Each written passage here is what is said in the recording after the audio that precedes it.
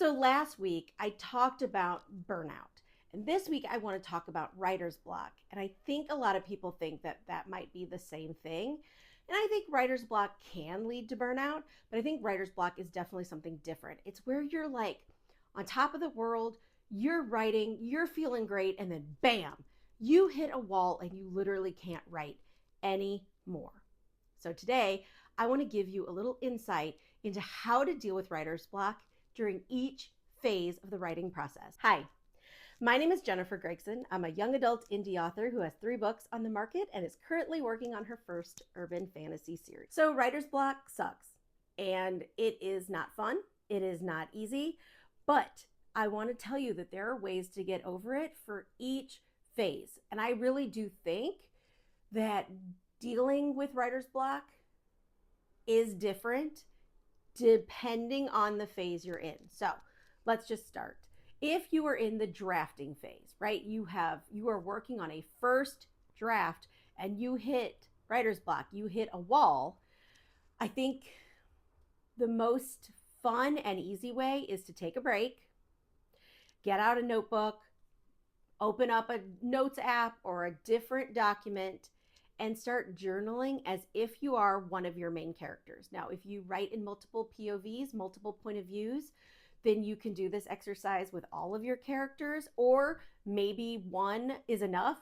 Maybe the one that you feel the most connected to, or the one that is really giving you the most trouble will like pop something in you, right? And you'll go right back to writing. So, but I find this really, really helpful. Sometimes I have to do it like pen to paper, and sometimes typing it works. It just depends on how stuck I am. And I literally will pick, I don't always pick the point that I'm stuck. Sometimes I go one scene backwards and I write a journal entry. So not pretty, not whatever, but what would my character write about what just happened in her diary if no one else was going to read it, right? Sometimes that's so key. If that's not working, then try interviewing your character. Literally ask them, hey, I'm stuck. Do you know why I'm stuck? Sometimes they do know. Sometimes they're trying to tell you something. Sometimes they have really good ideas. I know this seems a little crazy and woo-woo, but we talk to our characters. I know you do. So let them help you. If you're like me and you use tarot as part of your writing process, grab your favorite deck, shuffle and pull 1 to 3 cards, and use what's on the cards to help you write the next scene. Even if for some odd reason it's totally stupid and you never use it. It comes out during the second revision. It comes out right away. If it helps you get past the writer's block, then it was useful.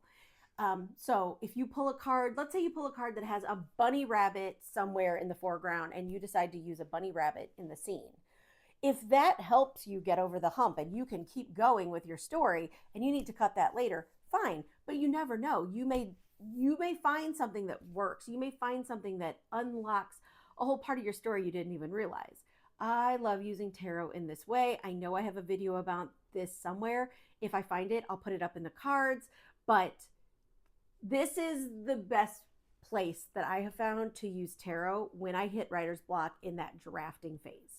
And if none of these are hitting you right, then just try Googling writing exercises or writing prompts and write something else. Even if it's just a crazy short story you show no one.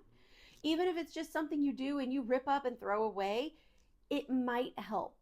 It might just sort of give you a break, right? Or maybe you just need a break. Go back to my video from last week where I talk about burnout and I talk about taking a step back without guilt. If you're experiencing writer's block, is it burnout? Maybe you do just need a minute, and that's fine. But if it's because you're just feeling creatively stuck, then Google writing prompts. Ask ChatGPT.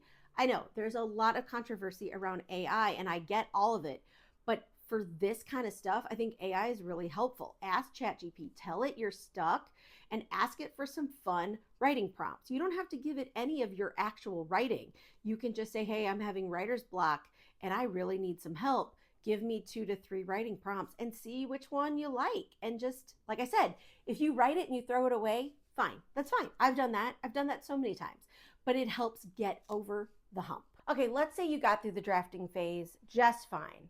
and now you're in the editing stage. I believe that this editing revision stage needs a completely different type of attack.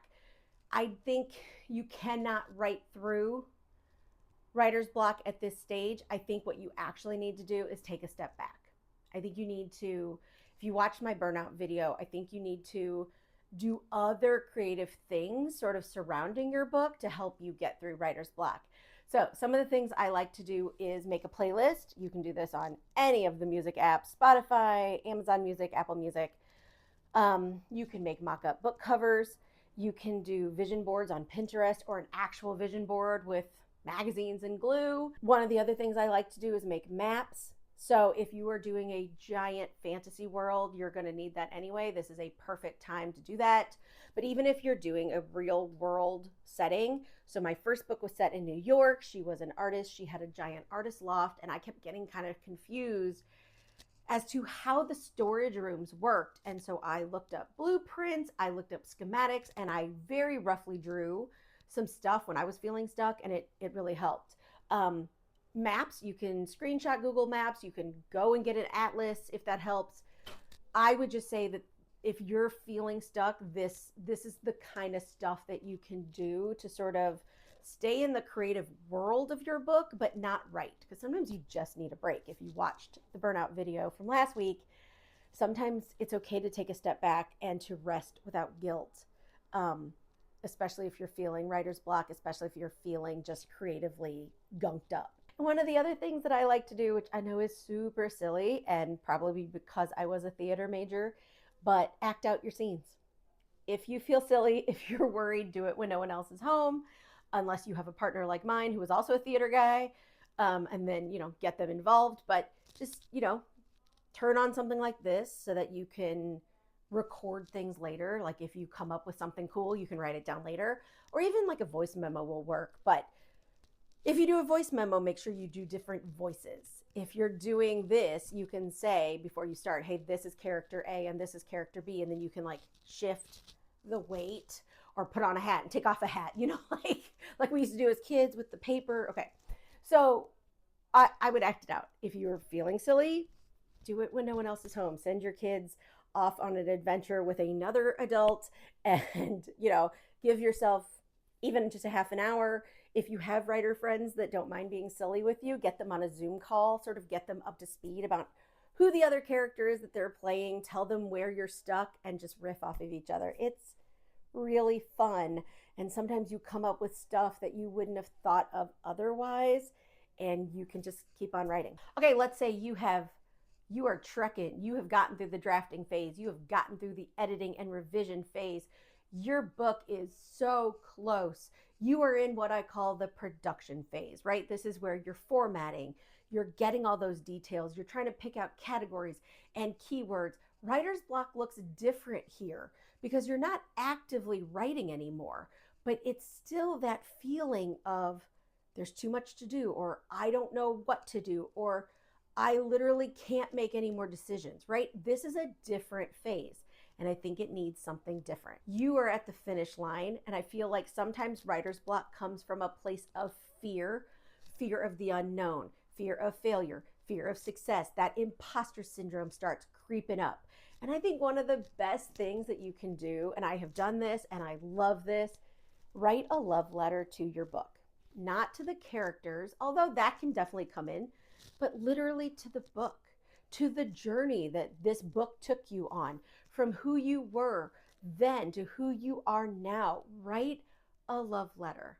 Not only will this help you connect back to the story, because sometimes when we get into the production phase, it can feel like you started this project months, years ago, and you can get kind of disconnected.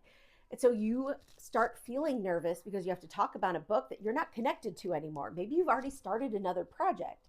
So this is a great time to flip through the book, especially if you have a copy of it. Let's say you've gone through a lot of stuff and you have, even if you just print it off, like, the 8x10 prints, hold it in your hands or look at all of the words and write a love letter to that book. I know this seems kind of unconventional and it is a little kooky, but it really does help.